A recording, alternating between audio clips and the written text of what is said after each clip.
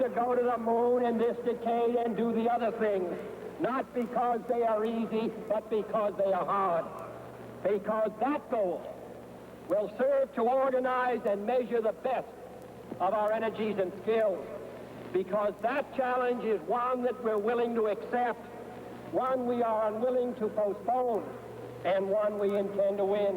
5, 4, 3, 2, 1, 0. All engine running. Liftoff. We have a liftoff. 32 minutes past the hour. Liftoff on Apollo 11. Tower cleared. 1, 0. All engine running. Liftoff. We have a liftoff. 32 minutes past the hour. Liftoff on Apollo 11.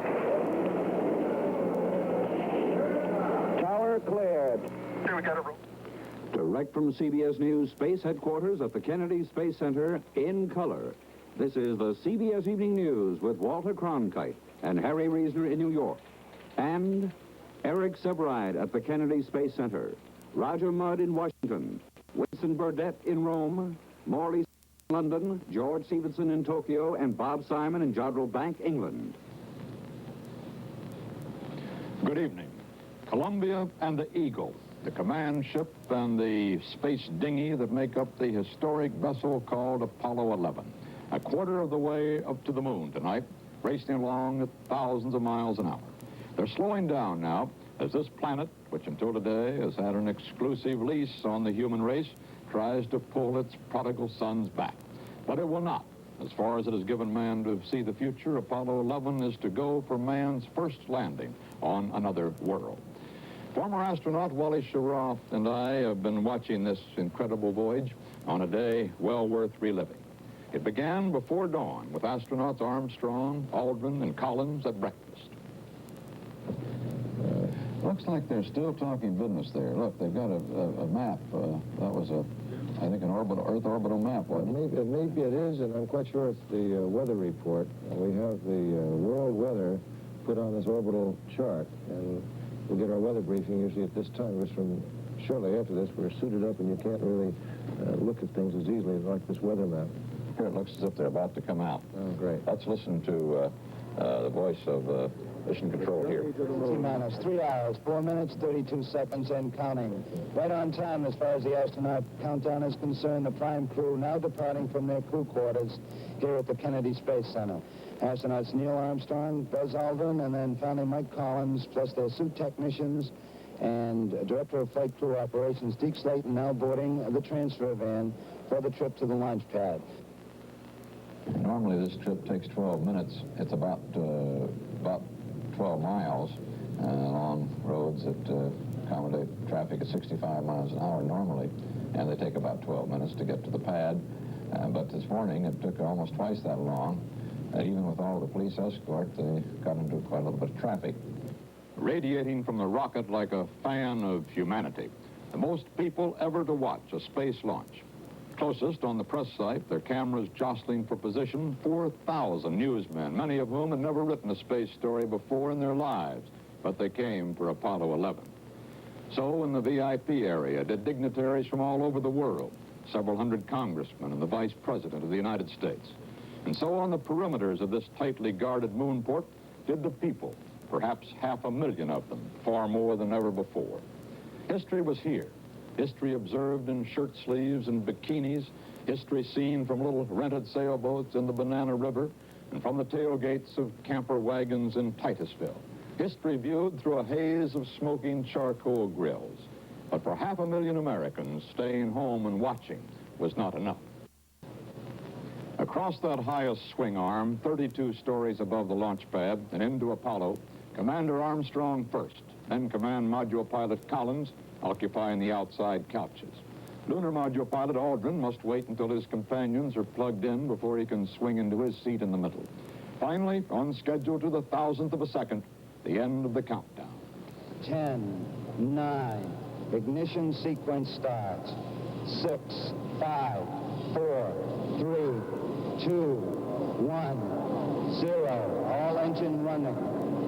Liftoff. We have a liftoff. 32 minutes past the hour. Liftoff on Apollo 11. Oh, boy. Oh, boy, it looks good, Wally. Somebody must be leaving the arm.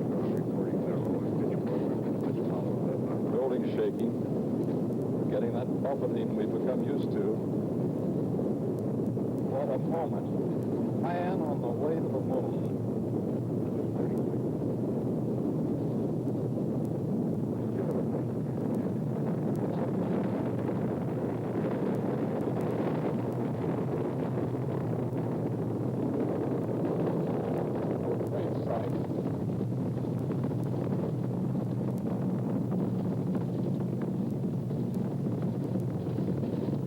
Like a good trajectory so far, doesn't it, Wally? Very good, very good. That's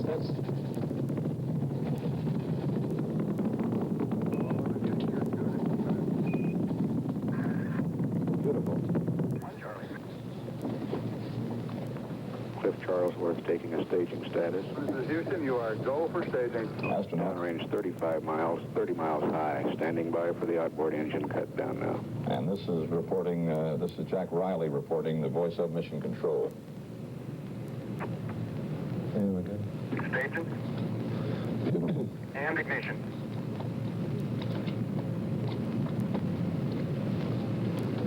So this first, always dramatic and obviously with a great explosive potential of all of that fuel, the dangerous launch phase is past, and Apollo 11 is on the way. Many and varied were the important people watching this launch. The NASA publicists divided them into very important, very, very important, and very, very, very important. What Wally Schirra called very cubed. Shortly after Apollo achieved orbit, two of the very veriest visited our studio here, Vice President Spiro Agnew and former President Lyndon Johnson. It's very easy to forego the optimistic long-range approach to these things because you can always find 100 reasons not to do it or why it may fail. But with the way science has advanced in the past 50 years, I don't think we'd be out of line in saying, for example, we're going to put a man on Mars by the end of this century.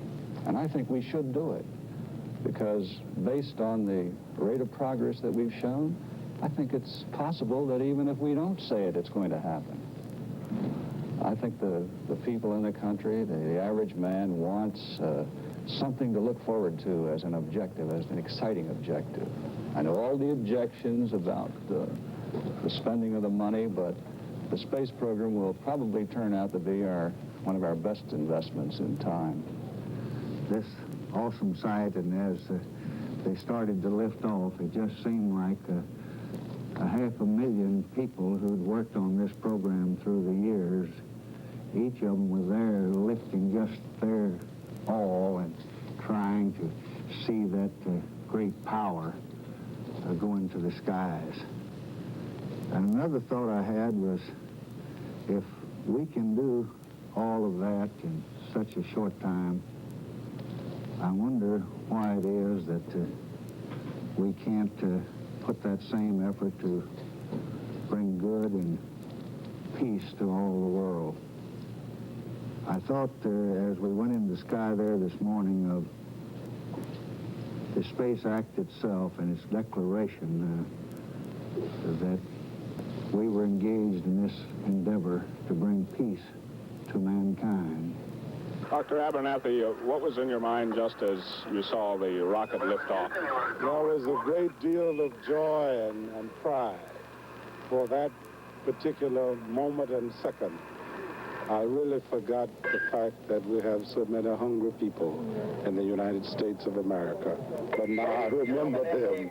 They're back on my mind, and I know that we will have to go back to business as usual and trying to really launch a program that will move off on schedule and with the speed and rapidity as did this marvelous and magnificent rocket.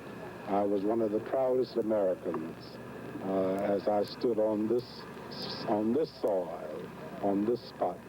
I think it's really holy ground, and it will be even more holier once we feed the hungry and care for the sick and provide for those who do not have houses. 1,300 feet per second.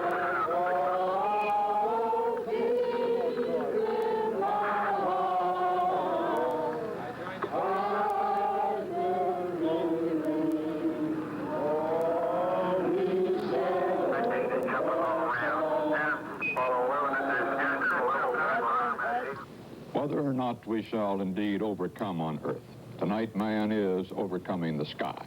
We will continue our frequent reports on the progress of Apollo 11, culminating with that historic lunar touchdown on Sunday, if, as they say down here, all goes well. Harry?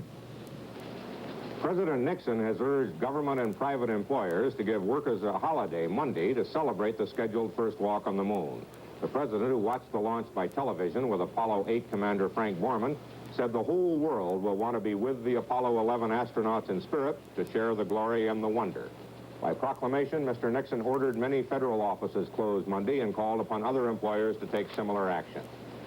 Vice President Agnew, as you heard, proposed that Mars be the next U.S. goal, but Senate Democratic leaders Mansfield and Kennedy challenged him. It is now time, they said, to shift priorities to the problems of Earth, problems of war, hunger, and poverty. In Mansfield's words, when we solve those problems, we can consider further space efforts.